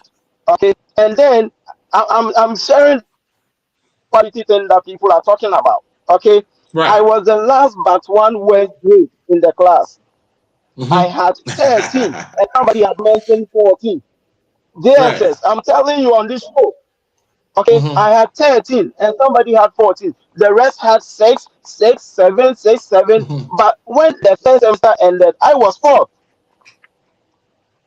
Do you get it? And then we went on, and then it became history. Okay, so what is the quality of an education system? Is it just about people staying at home and those who are 6 months going to school? Is that what we want to we want to understand by the quality? The government of the day is providing the necessary infrastructure. I mean, the quality of education necessarily doesn't, mean the grade you get, right? Because if your education system requires you to study history, math, and English and go and take an exam, we're talking about, are we getting that skill as the skill sets, the science-based education, the STEMs, the education that is necessary to support the future, the fourth industrial revolution. Are we able to provide those skills so that our children can compete on the international market or to compete with other kids from other countries? Yeah, so I'm sure that's what you meant by quality education. Yeah. Yes, so that is what I was coming to. But you were talking about grades, which No, I wasn't the grade because I was thinking that perhaps this is how people think. Because if you listen to the argument all over the years, okay, people are saying, "Oh, wait, Sebi, when mama bomb, they don't know anything. So why are you making everybody go into the system?" Right. You understand? That is the argument you hear. Oh, some did not even pass, and you're allowing them in the system. That is the argument out there. Okay, they are not even talking about science, technology, and all that. But you and I could attest to the fact that this government is building about 10 of them. Okay, this same thing that we are talking about. Okay, so that they can groom our kids. Okay, with this science technology, because I know for a fact that before any developing or least developed country can catch up with the developed world, they must go with IT. They need artificial intelligence. They need what was the name? Internet of Things, because that is what is ruling the world now, right? And this government is seriously working on that. Yes. All right. So let me do this. I'm going to take a quick break. We'll come back. We'll see if somebody or any of the viewers would like to call in and ask questions of all the things we discussed today. There was this for something that you said about Ghana. I want to put on record. Okay, Ghana is a low middle income economy, and we cannot be said to be a poor country. Okay, we cannot be said. There are all right, so that is what Joe Yeah. Right. So you are answering the question that Joe Mettenberg asked. He's asking if Ghana was a poor country. I mean, he's not. How do we put it? We are middle income. Doesn't mean we are not poor, right? So. And there was this question also about the package. There was this question about package to Kantanke and all that, right? Right. If I could address it, yes. Yeah, if you want to hold on to that, let's take the quick break. When we come back, you address that and we get the line opens to see if others will be interested in joining on the show. We're doing great so far. I love all the contributions.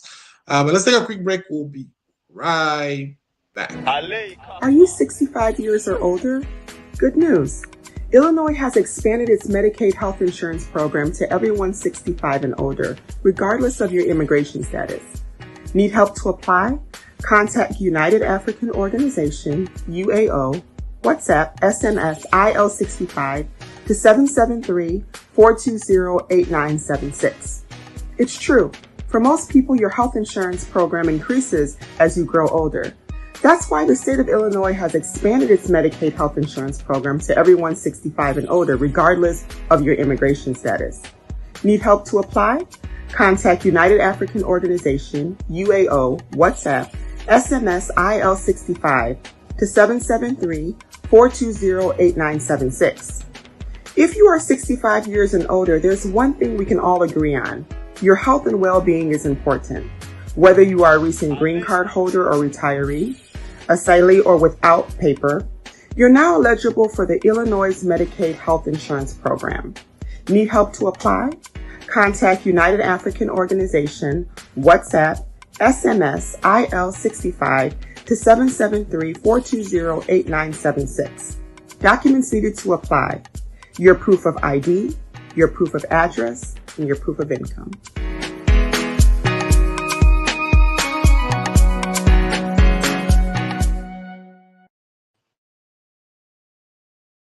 Welcome back to the show. Today we've been talking about some very interesting issues. We started by going over some of the answers provided by the Minister of Defense with regards to the president's charter flight to Europe in May. And then we switched to the insecurity situations we are facing in the country currently, where there's so many armed robberies occurring, including one recently where we saw a police officer dying as a result. And then we also talked about the fact that as a government decides to procure vehicles, that it should look to the domestic manufacturers, and in this case, Katanka, so that where Katanka can provide, then we fill that gap with foreigners.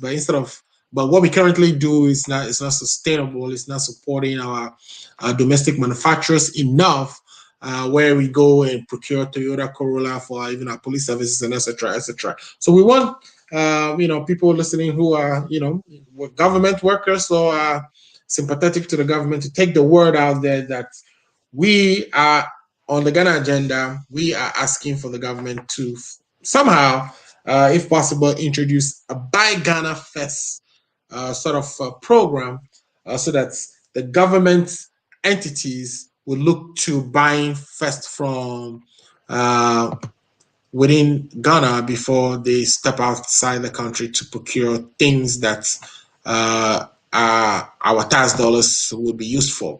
So right now we are actually talking to loans that the government intends to raise, or bonds that the government intends to actually sell in the market, and the proceeds from which the government wants to use to support the free SHS program. And John Addo is here helping digest all that. Okay, let me take our first call for the day. Mr. Caller, what is your name and where are you calling from?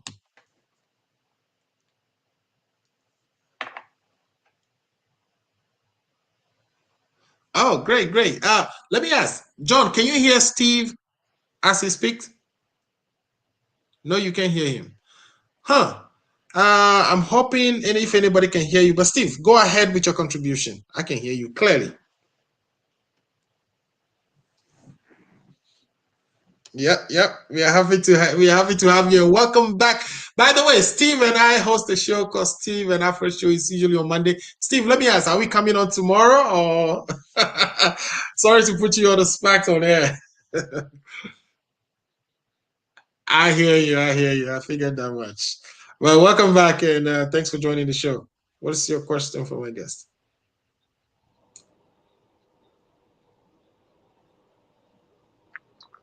Right.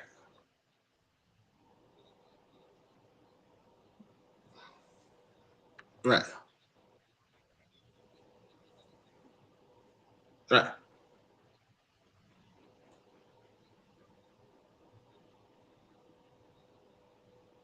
Mm-hmm.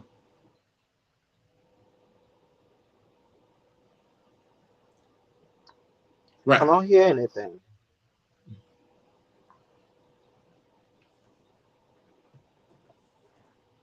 Right. Mm-hmm. Mm-hmm.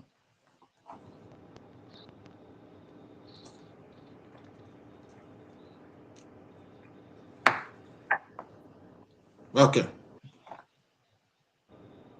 Mm-hmm.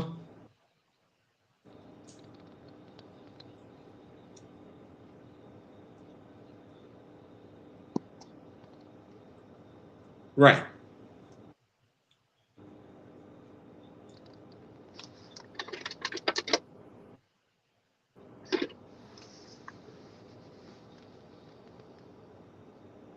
Right. Mm-hmm.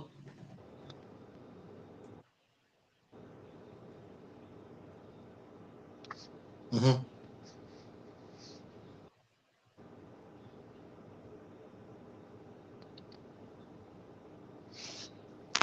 Right. Mm-hmm.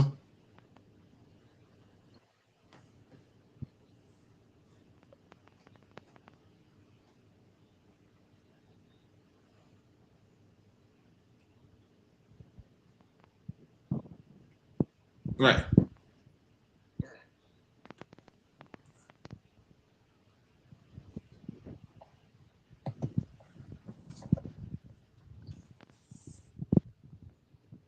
Right. To do so. Yeah, Paul. I said Paul. Steve, I'm getting feedback from Paul, and I think my other guests that they cannot hear you. So I think there is something that perhaps I need to still look at this mixer very well just to make sure that it works for the purpose. But thanks for your contribution. I'm going to convey your contribution to them, and then you and I would even definitely need to work on this to make sure we can bring people on to talk. So thanks for the contribution, by the way, Steve. Thank you so much. Bye-bye. All right. So Steve was saying that he just came from Ghana, and he's witnessing that, we have companies, domestic companies, like Jata Cement, of course, the car one that we have been discussing, etc., etc.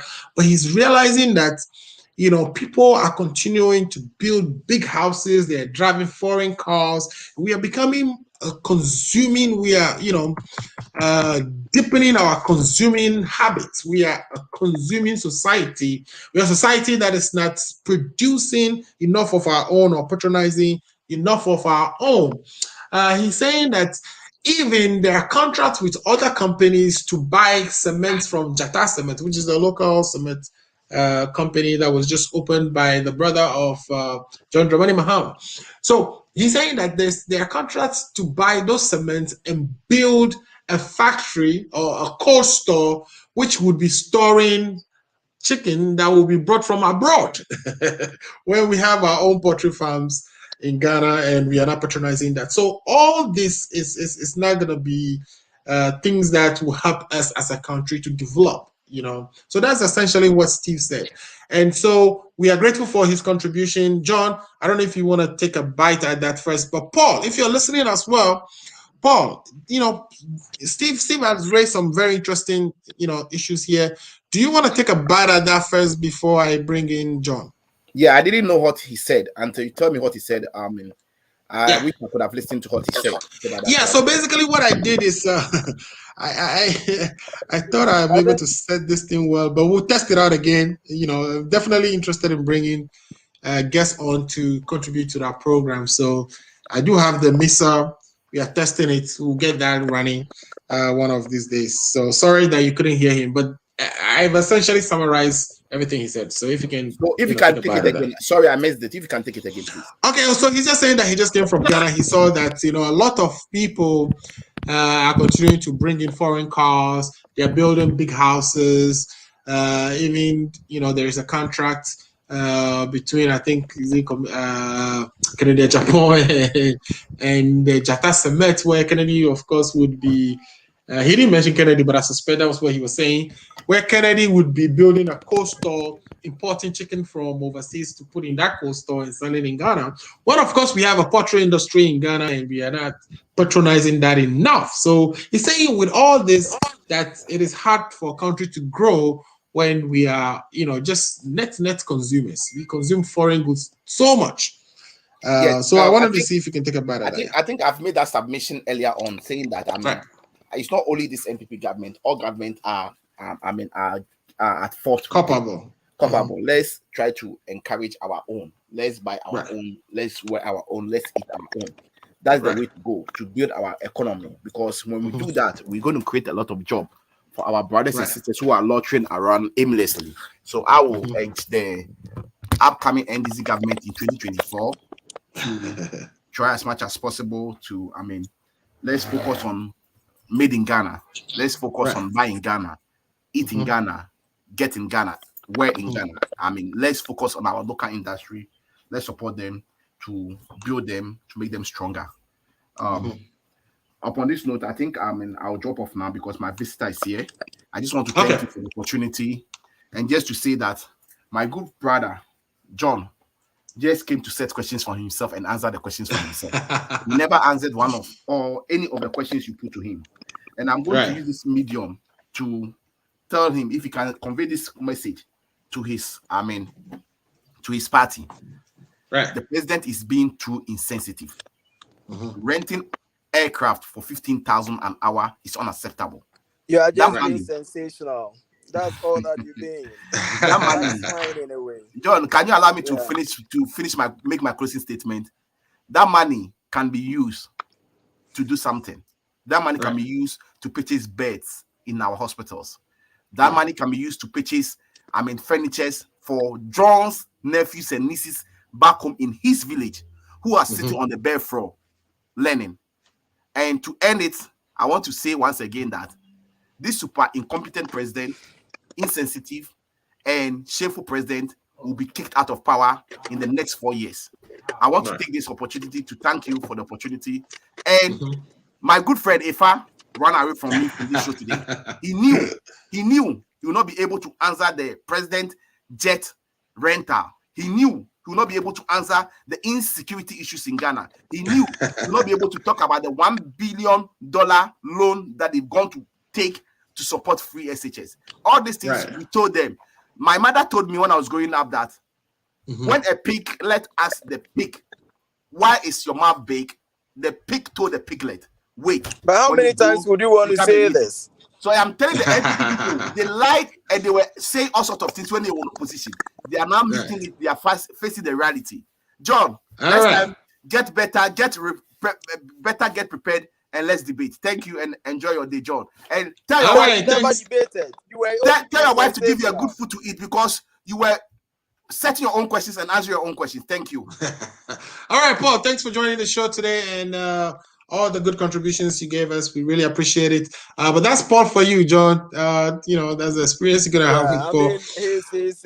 He's deeply rooted in the NDC, and then sensationalism and propaganda is their mainstay.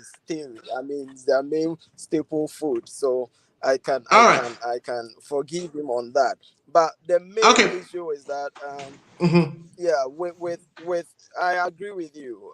Working with the ministry, I met this policy which was started even by Kufo. We had it Friday wear, but the policy in itself was everyday wear. Okay, where on Fridays, you could wear anything African to work. Okay, but that was the catchphrase. Friday wear, so that when it catches, the Qatar catches everywhere, then we could have it everyday wear.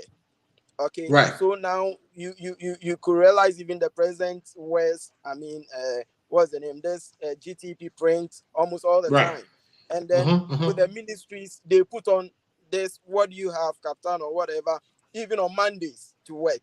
So we are gradually doing away with the coats, tie, the coat and tire. Our weather is too hot for. I don't even know how we manage that.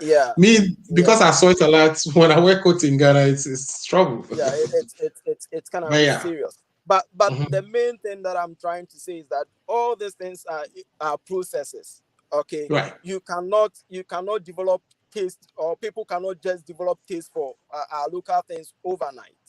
Okay, so it is about the education, and the education. It's more of the education, and then producing what suits them. Okay, so they develop the taste for all those things. Okay, So yes, government is doing all that. I know government is supporting, and that is how we do it. Government is supporting the private sector of the country to produce quality products which the Ghanaian would love to buy. Okay, the Ghanaian is not willing to buy something Ghanaian because I'm a Ghanaian. Okay, but the Ghanaian is buying something because the thing is also of a good quality. Okay, because because of international trade, anything comes into the country. Mm-hmm. Okay, so for somebody to see something of a good quality, which probably is even less expensive than the Ghanaian manufactured one, definitely you and myself will go for whatever that is imported, right? So yes, Right. government, we all supporting that cost of production, cost of manufacturing, and all those things as the government is doing comes down. Okay, Right. creating the Mm-hmm. enabling environment for them, which the government is doing.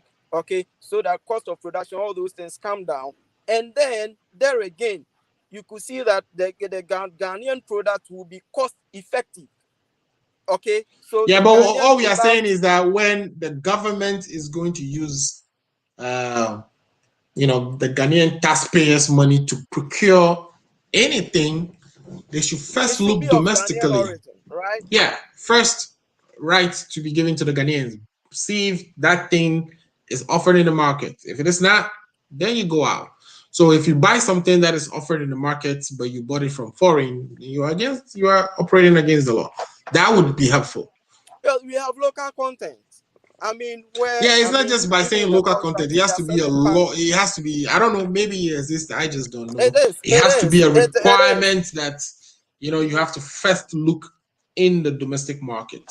And you cannot procure anything without checking that mark that I first searched domestically and I can't find it.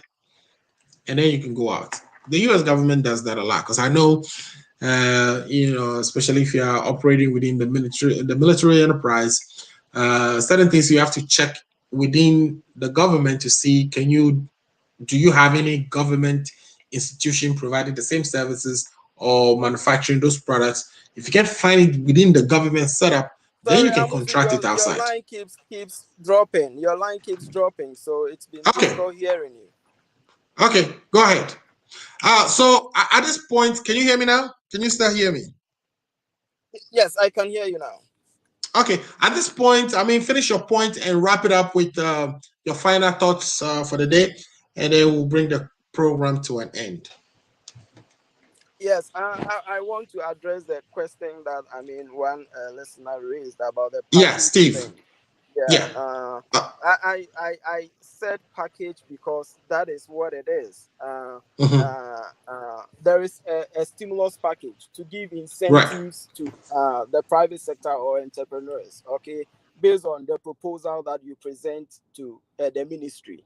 Okay, so John brings a proposal that okay, I am Kantanka, I manufacture cars, and I need to, equip myself on how to mold my ties and all that. So government says, okay, how much do you need as part of your proposal? It's indicated in there that I need $2 million. So government gives you a stimulus package of 2 million to go and learn how to mold your tie and all that. So I'm not just talking about package, but the money, it's that's the name, the nature of it. So it's a stimulus package which goes to help them to do their various activities that they have planned or indicated in their proposal. So that is just by the listeners should get that right. And then I would say that, all being so good, look, we have how many countries in the world? The world went on recession, okay, with this pandemic, with this COVID pandemic, okay. Out of the many countries, over 100 and something countries and above countries, okay, it was only 30 countries that reported positive growth in 2020. It was only 30 countries that reported positive growth. Howbeit how small Ghana reported, or the decline in our GDP or our growth, okay, it was far better than many countries that reported negative growth. It was far better than many countries that reported negative growth. Talk about America, what was the European countries, other African countries, other Asian countries, and all that. So, yes, just like when you are even first in class, they tell you there's more room for improvement. Yes, we all praying that more is done for the country, but the Right. country is not doing that bad. Mm-hmm. Security wise, yes, there are spots of robbery, attacks, and all that, but government is on top of issues. Just Right. like one police officer said, yes, they can run, but how far can they hide?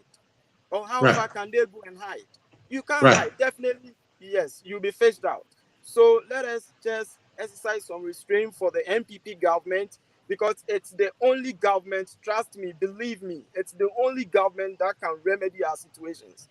Okay, look, I was trying to, All right. honestly, I was Never say trying to never, talk right? about I was trying to talk about the national ID. The national ID alone can Mhm. solve about 95% of the country's problems. Right.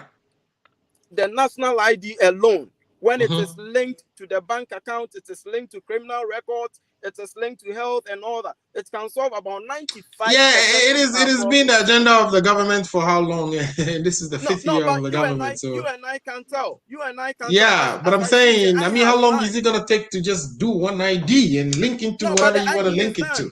It's That it's is what 5 years the ID in is the done. administration, you know. No, the So when ID you're is back talking done. about, The ID okay, is done, right? The all right, integration is what is happening now. The ID and is that is done. gonna As take I how many sit here, years?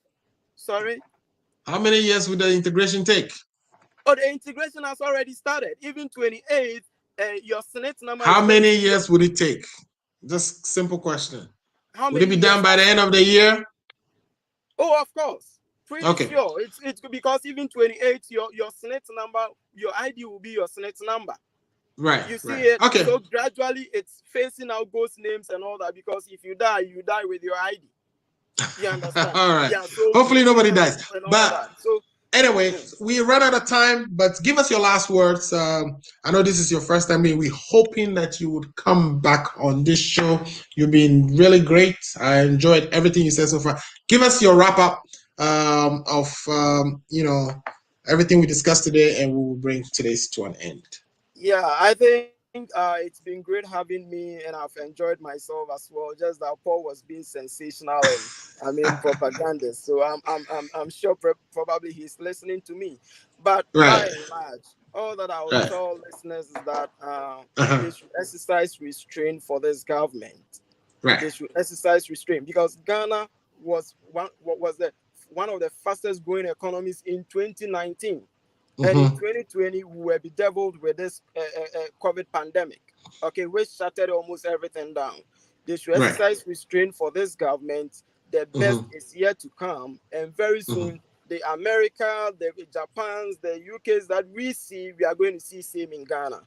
So All right. that's my closing remarks. Thank you very much. Great, great, great. I like the positive energy. We're going to see America and Japan and Ghana pretty shortly. If we retain it, I'm sure your administration, right? So that has been John. John has been very good with us. Great contributions. Even though Paul is accusing him of setting his own questions and answering them, but I think Paul, John, that you did very well. Considering this is the first time you are on this show, and with not knowing the expectations and your counterparts and etc. I think you held yourself right, and I'm grateful for your granting us your time and all the good contributions. We really, really, really appreciate it. I know the listeners and viewers are so grateful for all the contributions you gave us today. So thank you, thank you, thank you, thank you. On that note, we would bring this show to an end. But before we do so, I just want to say that, it is tough to kind of understand why we would spend so much money renting a plane.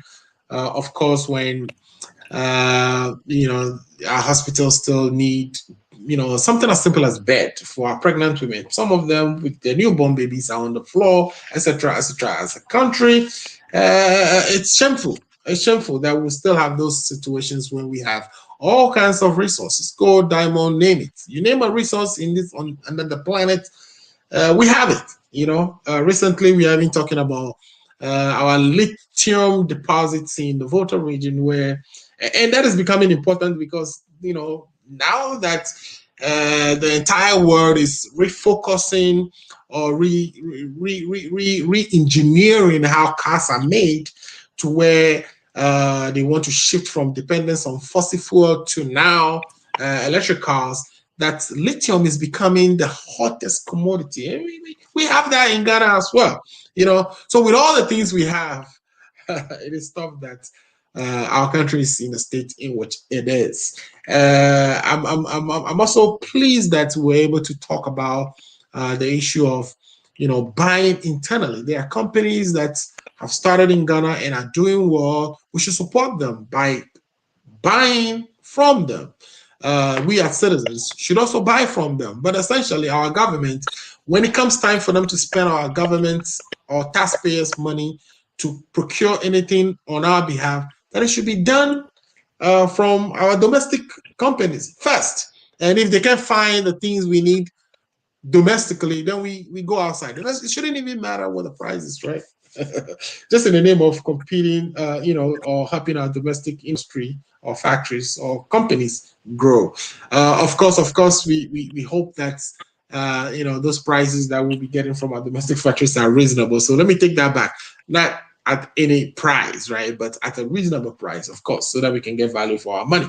But also the issue of insecurity, on this program, we are asking that, somehow, maybe if there's a retraining that is necessary or retooling or whatever needs to be done, that is done so that the pace of robberies we are seeing these days are reduced, so that our police are more present on the streets. They are quick to go and destabilize demonstrations. When there's supposed to be a demonstration, they are quick to go and beat citizens. But when it comes time to actually stomping out things like robbery, hooliganism and things like that, we don't necessarily find them playing their role to the extent where even then themselves, the police, are falling victims to some of these things. And when you talk about this, to the extent that the IGP will, give you those arrogant comments that we, saw from him, it's really unfortunate. On that note, I would say we are in solidarity with our people in Mali, even though they've been banned from ECOWAS. I was hoping that the summit that currently or is wrapping up in Accra today, that Mali would be brought back into the fold, but that wasn't the case. In the meantime, the terrorist activities we are seeing in the Sahel is continuing to spill over into other countries. We are praying and hoping that Ghana does not see any such spillovers anytime soon. That is the Ghana agenda for today, which is the June 19th version. I wish all fathers watching this program happy Father's Day, and also happy Juneteenth, for which those in the federal government receive their holidays. I don't know if the private sector also do the same, but happy Father's Day. I hope all fathers get a better gift than the lousy ties or neckties that we continue to get all the time. Thank you, John, and thank you, Steve, for calling into the show. Thank you, Paul, for joining the show and all the contributions. We really appreciate it. We'll be back next week. In the meantime, if it is Saturday, 2 p.m., no, it's the Ghana Agenda. And the Ghana Agenda, it's a really great show where we talk about all kinds of things. Thank you. We'll be back next week.